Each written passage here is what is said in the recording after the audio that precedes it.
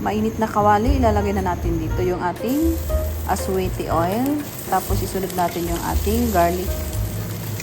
Tustahin lang natin ito ng mga ilang minuto. Sunod natin dito yung ating sibuyas. Isahin lang din natin. Sunod naman natin yung ating 1 kilong pork giniling. Maglagay tayo ng asin. Tapos haluin lang natin ito.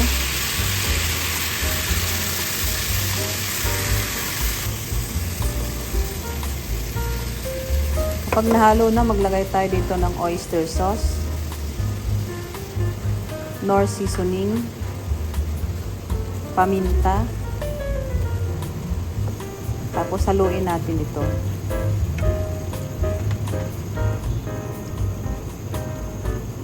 Takpan natin ito ng mga 5 minutes.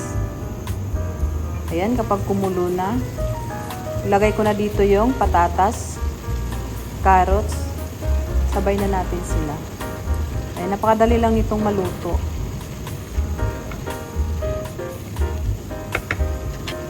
Magdagdag lang ako dito ng aswete dahil maputla. Hindi na ako maglalagay dito ng tomato paste or tomato sauce dahil mas maganda ito, mas masarap dahil hindi ito agad-agad mapapanis.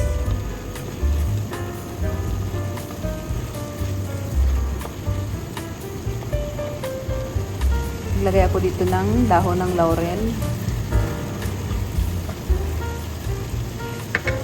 Takpan ulit natin ito at lutuin hanggang lumamot yung ating patatas. Malambot na rin yung ating patatas. Haluin natin ito para hindi masunog yung ilalim. Kailangan mahina lang din yung apoy. Isunod naman natin dito yung ating bell pepper. Saka yung raisins. Naglagay rin ako ng 1 kutsarang asukal.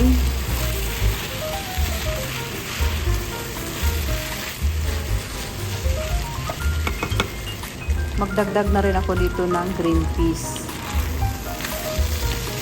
Pwede rin kayo magdagdag dito ng hotdog pero yung sa akin ito lang.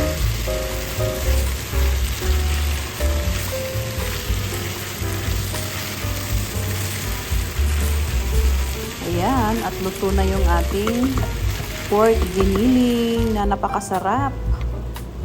At i-serve na natin ito.